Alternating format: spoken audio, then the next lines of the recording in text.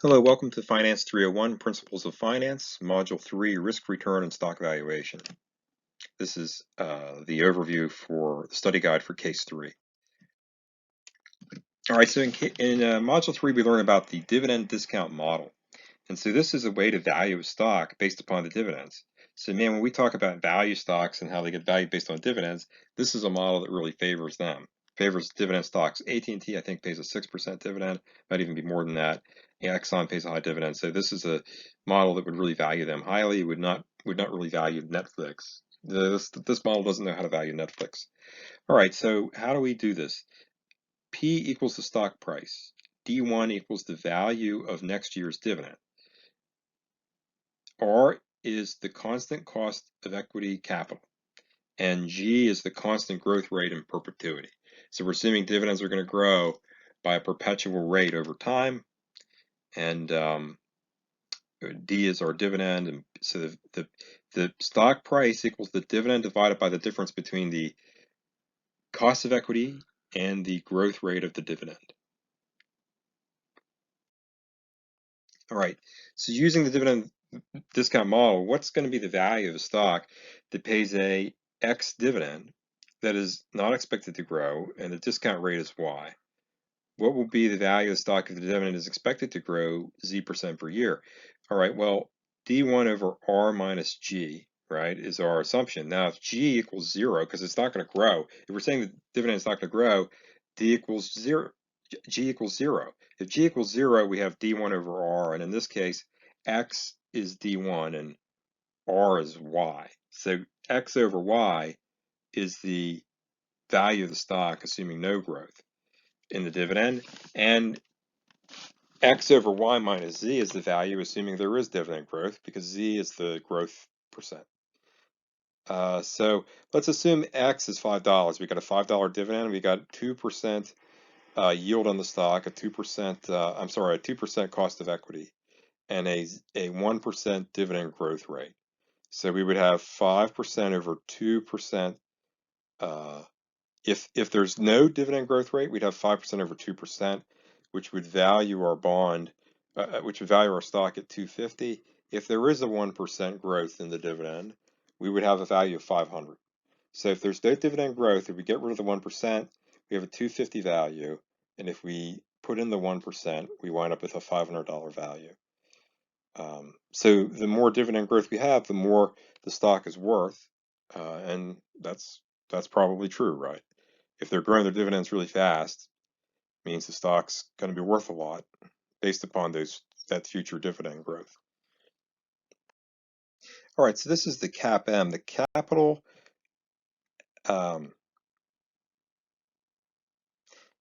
assets pricing model, right? The CAPM, capital assets pricing model, and this is a way to value stocks and to determine the expected return on a stock based upon the risk. And this, when I talk to you guys in the introduction, when your instructor talks to you in the introduction, when you introduce yourself to the class, a lot of times the instructor will talk about, hey, this is what we have to look forward in this class. This is how it applies to your career and things. And this is one of those things where I think this concept will benefit those of you that are going into management, going into starting your own business, going to work in the government or military, doing some type of financial decision making, because it's an important concept behind the CAPM. I don't think the CAPM is a comprehensive theory of how markets work, but I think it's a good way to start thinking about risk and thinking about markets. Because what does it do? It says RE is the expected return, RF is the risk-free rate, the rate of return on a treasury bond,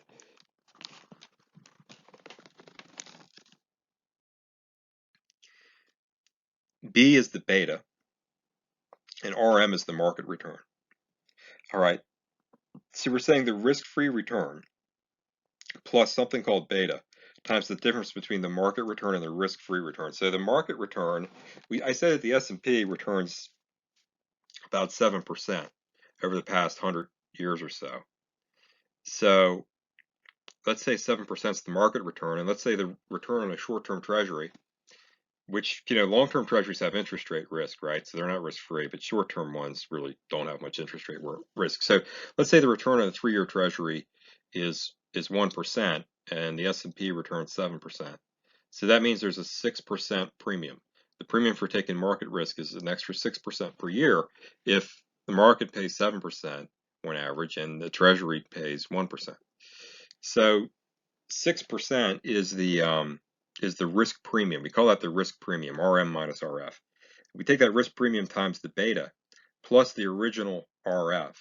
That gets us to the expected return on a given stock or a given investment. And why I think this is so useful to you guys is the beta, right? What's the beta? The beta is a measure of volatility. So the beta is a measure of risk.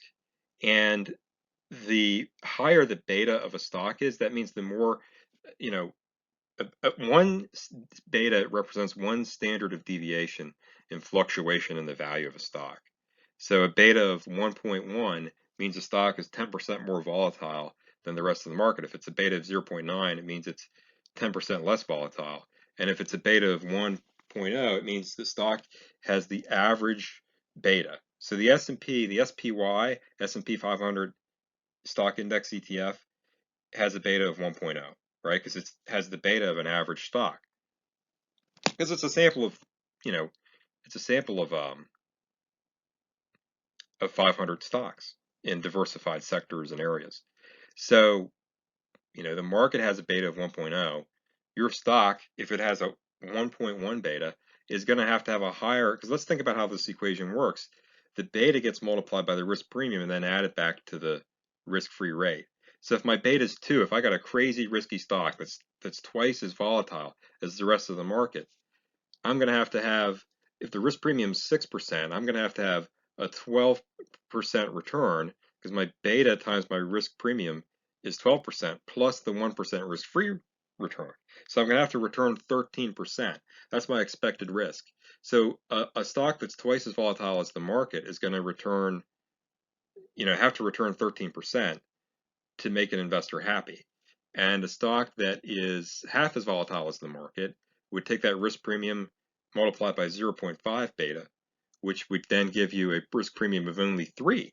So now my expected return is 4% because it's 1% plus 3. So if I have a stock that's half as volatile as the market, I need a 4% return. That's my expected return based upon, the market premium, risk premium, and the risk-free interest rate. And then if I have a stock that's twice as volatile, I need a 13% return. Well, so if you work for a company that has a high beta, has a high volatility, or a high risk associated with it, a high volatility in its stock and a high enterprise risk, a high business risk, then they're going to have to invest in riskier projects to get higher returns.